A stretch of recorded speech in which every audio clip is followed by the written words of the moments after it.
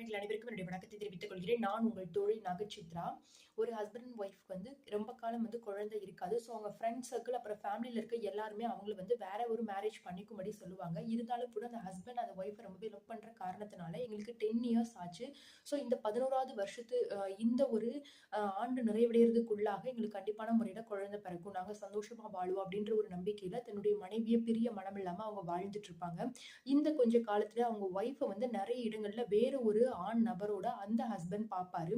இருந்தாலும் கூட அது நம்மளோட ஒய்ஃபா இல்லாம கூட இருக்கலாம். இல்ல என்ன காரணத்துக்காகன்றத நம்ம கொஞ்ச நாள் வெயிட் பண்ணி கண்டுபிடிப்போம் அப்படின்ற ஒரு தாட்ல இருப்பாரு. ஸோ வந்து இந்த விஷயத்த வந்து ஒரு கிட்டத்தட்ட வந்து ஒரு 1 மந்த்தா கன்டினியூஸா பார்த்துட்டே இருப்பாரு. திடீர்னு ஒரு நாள் அவங்க ஒய்ஃபோட மொபைல்ல வந்து ரிங் ஆகும். என்ன அப்படின்னு சொல்லிட்டு அவர் கால் அட்டெண்ட் பண்ணி பேசும்போது, இந்த மாதிரி நான் உங்கள மீட் பண்ண வரேன். இன்னைக்கு நீங்க இந்த இடத்துக்கு வாங்க அப்படின்ற மாதிரி சொல்லுவாங்க. ஸோ வந்து பார்த்தீங்கன்னா, இந்த விஷயத்த கேட்டுட்டு அந்த ஹஸ்பண்ட் பயங்கரமா கோபம் வந்துரும். ஸோ அந்த ஒய்ஃப் வந்து கரெக்ட்டா நான் வந்து வெளியில போறேன். இன்னைக்கு நம்மள பார்க்க ஒருத்தவங்க வர்றாங்க அப்படின்னு சொல்ல வரும்பொழுது, அந்த ஹஸ்பண்ட் கோபத்துல என்ன பண்ணுவார் அப்படின்னா, அந்த ஒய்ஃப பிடிச்சு கீழ தள்ளுவாரு. ஸோ அப்படி தள்ளும் பொழுது அந்த இடத்துல ஒரு கண்ணாடி ஜாடி இருக்கும். அந்த ஒரு கண்ணாடி ஜாடி சுக்கு நூறா உடைஞ்சு, அந்த ஒரு ஜாடியின் மீது அந்த ஒய்ஃப் விழுந்து அந்த துண்டுகள் வந்து அவங்களுடைய கழுத்துல பதிஞ்ச காரணத்தினால அவங்க மூச்சு விட கஷ்டப்பட்டு அவங்களோட பல்ஸ் வந்து குறைஞ்சிட்டே போகும். ஸோ அந்த டைம்ல தான் அவங்க கையில ஒரு லெட்டர் இருக்கிறத இந்த ஹஸ்பண்ட் பார்ப்பாரு.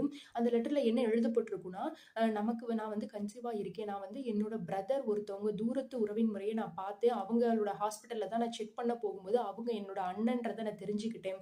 ஸோ அவங்க தான் வந்து எனக்கு ட்வின்ஸ் இருக்கிறதா சொன்னாங்க. ஸோ வந்து இவ்ளோ காலம் என் மேல நீங்க இவ்ளோ லவ் வச்சு என்ன வந்து இவ்ளோ நம்பினதுக்காக நன்றி அப்படின்ற மாரி அதுல எழுதப்பட்டிருக்கும். ஸோ இத பார்த்தோனே பயங்கர ஷாக்ல இருப்பாரு. அந்த டைம்ல அந்த ஒரு தான் மீட் பண்ண வர்றதா சொன்ன அந்த ஒரு அண்ணனும் அந்த வீட்டுக்குள்ளாக வரும்போது அந்த தங்கை பயங்கரமான ரத்த வெள்ளத்துல வந்து படுத்து கிடக்கிறத பார்த்து, "ஸோ நீங்க அவசரப்பட்டுட்டீங்களே" அப்படின்ற மாரி சொல்லுவாங்க. ஸோ அதே போல தான் நம்முடைய வாழ்க்கையில் நடக்கக்கூடிய விஷயங்கள நம்ம உடனடியாக முடிவெடுக்காமல், கண்ணால் பார்ப்பதும் பொய், காதால் கேட்பதும் பொய், தீர விசாரிப்பதே மெய். அதே போல ஆத்திரத்தாலோ, கோபத்தாலோ நம்ம எந்த விதமான விஷயங்களும் செய்யாம இருக்கிறது நம்முடைய வாழ்க்கையை பாதுகாப்பாக கொண்டு போகும். நம்மை சார்ந்தவர்களையும் எந்த விதத்திலயும் பாதிக்காத வண்ணம் பார்த்துக் கொள்ளும். நன்றி.